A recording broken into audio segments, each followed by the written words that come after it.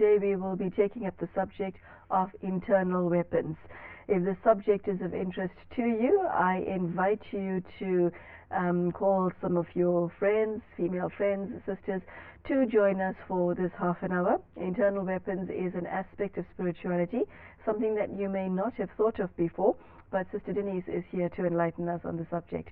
Sister Denise, it's great to have you back. Thank you. Internal weapons. Sister Denise, one does not normally associate spirituality, which gives one the feeling of calmness and peace and internal harmony, with weapons. That almost is a contradiction in terms? Well, if you look at some of the artwork associated with spirituality, you'll see St. George has a spear, you'll see angels having swords, and then if you move over to India, the goddesses have quite gruesome weapons, tridents, bowls of blood, all kinds of pretty strong weapons, and these are all symbolic of the internal weapons, and this is why I think we're taking up this title. Sister Denise, how does weaponry impact on one's spiritual existence? What is the link between the two? You know, sometimes I've been talking about how conventional morality can be very toxic and very counterproductive, and I think that once you embark on your spiritual practice, you have to really move away from that, and in its place you're going to put virtues which are very soft, very like flowers, but you also have to have powers, and these powers are your weapons. And the person who's embarking in the path of spirituality is going to encounter the force of evil, and you have to destroy it. And that means you have to have your weapons, otherwise it will destroy you. That is the theory of it. Take us through what you mean practically. I want to look at it from real life situations. People generally associate evil with violence and laying waste to people, places, things. And so violence, death, pain, horror, manipulation, all these like really negative things. And as you move along on your spiritual path, what you're doing in spiritual practice is a process of purification. First of all, self-purification, which means that your inner demons will come and challenge you, because the process of self-purification provokes the opposite. And then as you continue, you will also provoke external opposition, negativity, and so on. And so therefore you need to deal with it as it appears. The whole life of spiritual practice means that every so often you encounter different demons, and they correspond to character defects, to weaknesses, to fears, to your own inner violence, and you have to address it, and you have to wipe it out. And that isn't done by being sweet. You have to be very forceful and have inner weapons that are made of that spiritual energy. So like lightning bolt. You know how they say Thor has thunderbolts? This is a kind of weapon. But of course in the mythology they show all these things as physical weapons, but it's all symbolic for what has to go on in the inner war. There is an inner battle between the light and the dark, because ultimately you come out as a person who has made a great conquest. When you speak about the war between the light and the dark, you're referring to one's own inner battle with your good side versus your dark side? I remember in the good old days, Sister Denise, there was the devil on one shoulder and the angel on the other shoulder. Is that what you're referring to? Well, these are the two people talking to you. Yeah, which is And part of your own psyche. Of course, yeah. And I think that there is also this idea of whatever you do in the microcosm of your inner world, also it impacts the greater world, the wider world. And what we're seeing at the moment, which people are remarking on more and more, and using words like evil and devilish and that sort of thing, that there are things going on in the world and circumstances that people are having to endure and experience which are absolutely horrific, and nobody knows really how to stop it or finish it or make it go away. And so this is escalating and really scaring people a lot. So then, Sister Denise, the solution for the evil in the world, it cannot possibly be more violence, can it? Because violence has been escalating and getting progressively worse now, and all we see is, one side obliterating the other side, and that's not the answer, is it? Well, when you put petrol on fire, it's always going to increase. And any of the analyses of the current political situation in different parts of the world will show you that the extreme conditions that we have at the moment were created, and they're not looking like calming down anytime soon, because it's just a condition of escalation and provocation and reaction, and the fire is spreading all over the place and multiplying itself into different areas, and it's very, very hard to know where to put yourself, because it's very complicated, and it's like all sides are not okay, and the force for good is sort of disappearing somewhere. And so I think that it's very relevant that those who engage in the process of spiritual work really do this inner work, knowing that whatever they can accomplish inside is really going to actually cause the external to reach its completion and finish. Sister Denise, when you speak of internal spiritual work, where is it that you're going with all of this? What is it that you plan to achieve? I assume you have some sort of aim. You're not doing all of this for fun. Well, I think when you start, you might do it for relaxation or for curiosity or something like that, and pretty soon you find that there's more to it. Yeah, I'm feeling a bit stressed. I heard of this meditation center down the road. I want to pop by and check this out. Oh, these people seem nice. I think I'll stick around. Something like that. I mean, it often starts like that, and then you have to see if you decide clearly for yourself, and if you also recognize this microcosm, macrocosm matrix that is there, that if I do the work on myself and finish all negativity within myself, this is the solution to negativity in the world. Oh, that is potent stuff. I think you have to say it again.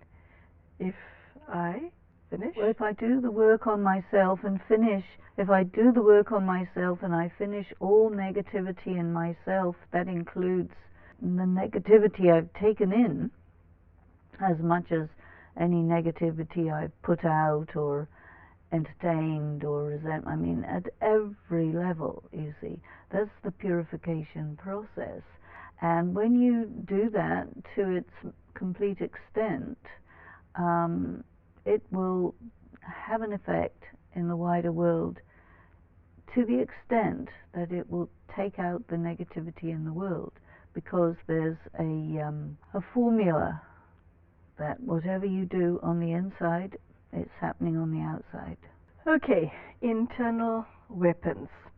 Do you cough one up? Do you see it in someone else and realize this works for this one? I want to use it myself. Do you have a weakness within you and you emerge a strength to counteract the weakness? What do you mean by weaponry? And Sister Denise, weapons cause harm. That's why they're built. They're designed to kill. Bows, they kill. Okay? What is it that you want to destroy? I assume it's not a who, it's a what. It's a what. It's a what, okay. You know, we would call it the inner demons, the inner monsters, you can say. Okay, so you're talking about the things that we all have, like fear and anxiety and anger and avarice and all of those. Anything that you could put in the category of negativity, you see, you will use weapons to take out that. And if you don't use weapons, those things will take out you.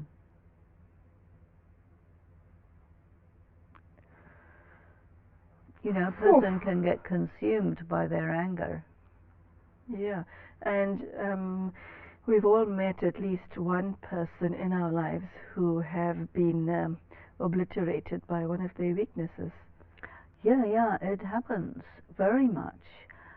We are enslaved by our weaknesses. We are at the mercy of our weaknesses, and what we're trying to do here is turn the table so that I come into my power and I actually finish off all of my weaknesses. So weapons are not something that you just make up.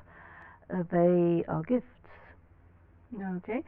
Sister Denise, you mentioned there's something I need to ask you before I ask you to answer the rest of my previous question. Is a person their weaknesses?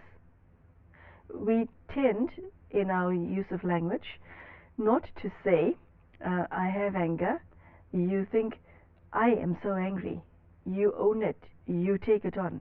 I am deadly afraid of this, and this. I ...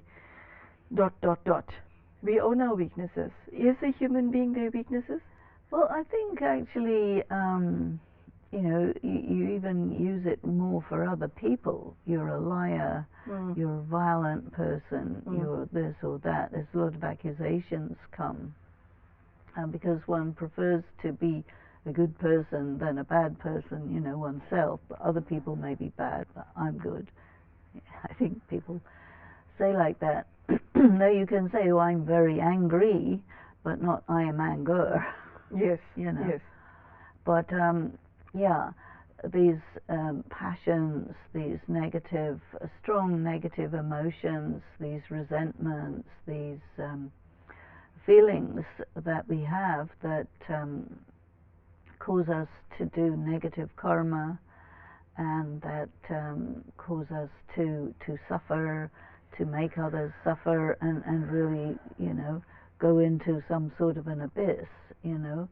And so every person, when they look inside themselves very carefully, they probably wouldn't want to, because they'll just see so many weaknesses, so many problems, that they'll sort of give up. And this is why I think there's a bit of a safety mechanism that you just can't see it. You see a little bit. But I think what the spiritual practice does, you know, you go inside, you go into stillness, it causes all this to come up. Maybe from your subconscious to your conscious. And then you see what you have to deal with. Okay, so the short answer to are you your weaknesses is? No, you have weaknesses. But you're not your weaknesses. You are a pure, peaceful, powerful, loveful, blissful soul who's running on empty. Why is it that is next to impossible for people to grasp, even after hearing what you just said? It's a question of, this sounds wonderful, I want to believe it, I need to believe it, I have to believe it. However, it just doesn't gel with me. Why is that? Well, because it's so long ago that it was the case. You've lost contact with your soul, you've lost contact with your originality, and so you have to be reminded of it, you have to hear about it, you have to think about it and imagine it. And you know, when you're having a very powerful meditation experience, which happens, I mean, meditation is your connection with God, and God will always give you a taster. When you are a peaceful soul, and there was a time when you were peaceful and it feels like this, and you say, oh, I want that, and then you can't get it again, so you have to do the work to get it. So I think God works a little bit like that, to give you a sample. This is what it's like to be blissful. Oh yeah, I want that. Okay, if you want that, then you have to do this, this, this. You have to purify yourself, all of these things.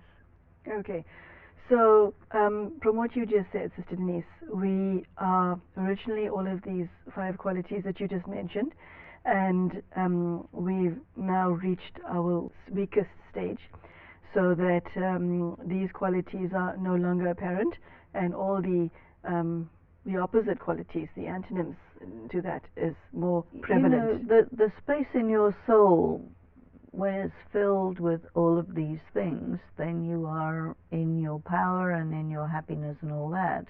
But when these qualities get used up through life, then that space, instead of being filled with the light of those qualities, goes dark. And the darkness takes the form of the opposite of those qualities, and then you're consumed by that. So you have to bring light into it. So that's one level. You're not fighting darkness with weapons. Your weapons are for monsters that get created, and so a lot of it is to do with your negative karma. Okay, so Sister Denise, you're now having to deal with the fact that you've become a fearful person. Okay, tell us how you would use your weaponry in that context. I need for our viewer to know practically what it is that we're talking about. Whatever you said makes perfect sense, but I want to know practically. I'm facing fear. I have fear of... Well, this is the thing. You have a phobia of something. Yes. So Yeah. I'm afraid of the dark.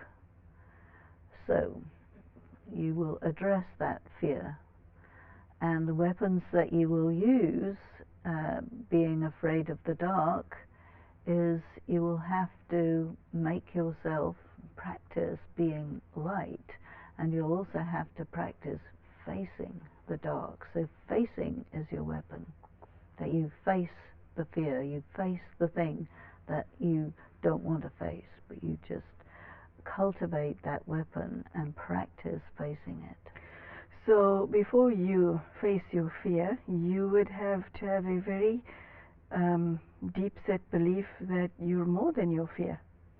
Well, you have to take a step of courage, because this is what courage is. You, on the level of feeling, you know very well that you can't handle it. When you take a step of courage, you go and face it anyway.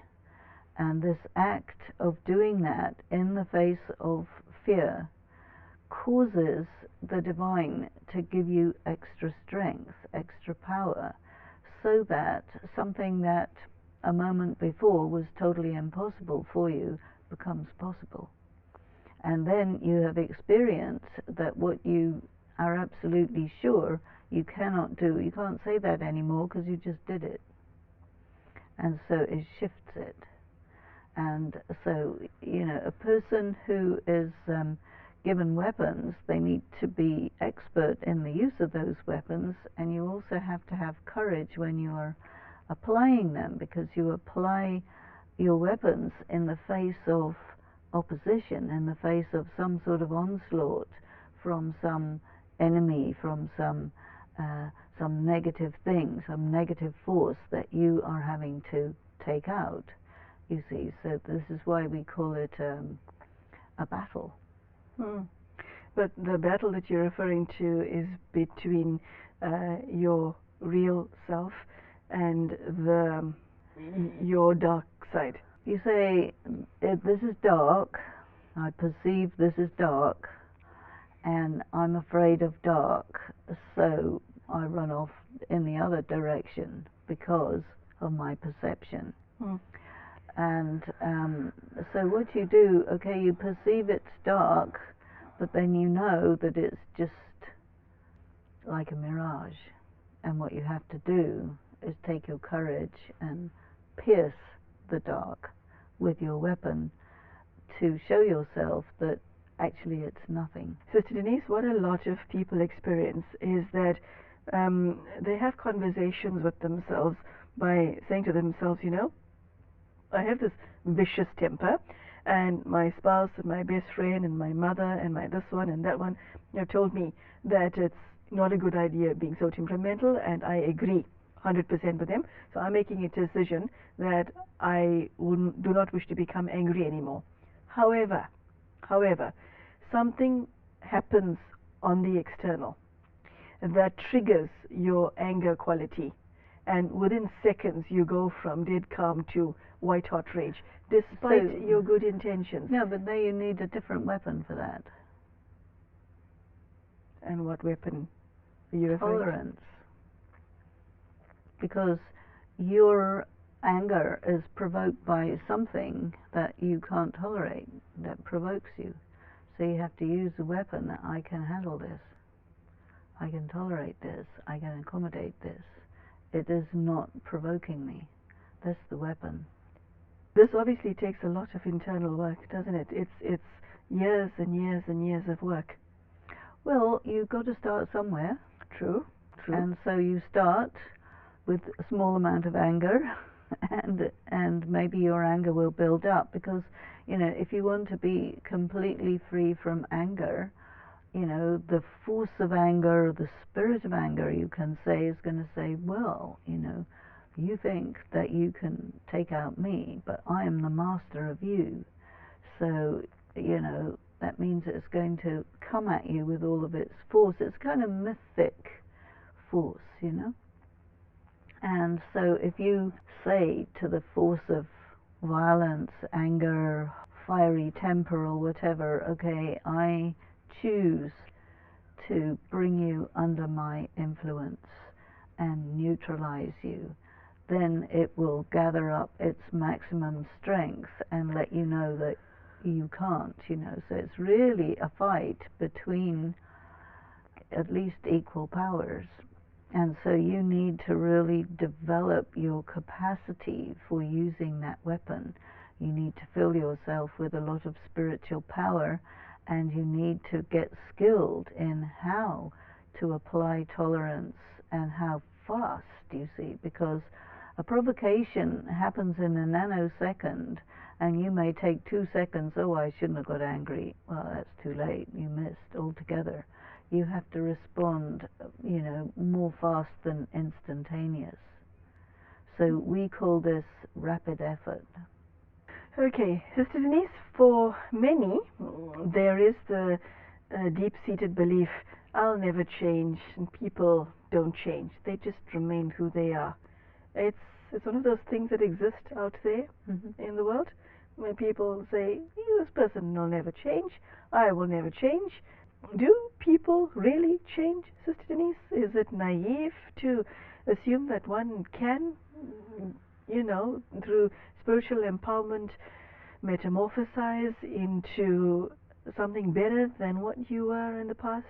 You have to know that the whole point is transformation. The whole purpose of engaging in spiritual practice is self-transformation. And to know that the equation is self-transformation causes world transformation, but it doesn't mean that it's easy. And so if you want to transform yourself, you will find yourself getting rather tired of failing because it doesn't happen very easily. However, if you persist if you show up, if you do your practice every day, you will accumulate power. And this is why a lot of importance is given to the everyday practice. And, you know, after a few years, you have accumulated quite a lot of power, and your, you know, moments where you get hit by some bout of anger or massive provocation or whatever, it's time to time. And you also have to assess yourself. And if you are determined, determination is a very important part of the process. If you are determined, I will do this, then you're also growing your willpower. And you refuse to, you know, give up. And you just stay there, stay with it. You refuse to give up on your effort to achieve conquest of anger, say, if that's what your thing is. Okay. You know, and you just do it until it relinquishes its hold on you. And the thing is, you have to be in it for the long haul. I mean, sometimes people think, oh, you know, I'll be perfect in 5 minutes. Well, it doesn't work like that. It's a lifetime journey. And so I think it's very important for a person to realize that you're taking baby steps, is incremental, that you're chipping away at that negative force and gradually weakening it, while continuing to strengthen yourself. And every time you engage in any kind of battle, you may win or lose, but whatever it is, you get more experienced. Wow, Sister Denise, would you believe we've finished 30 minutes of this conversation?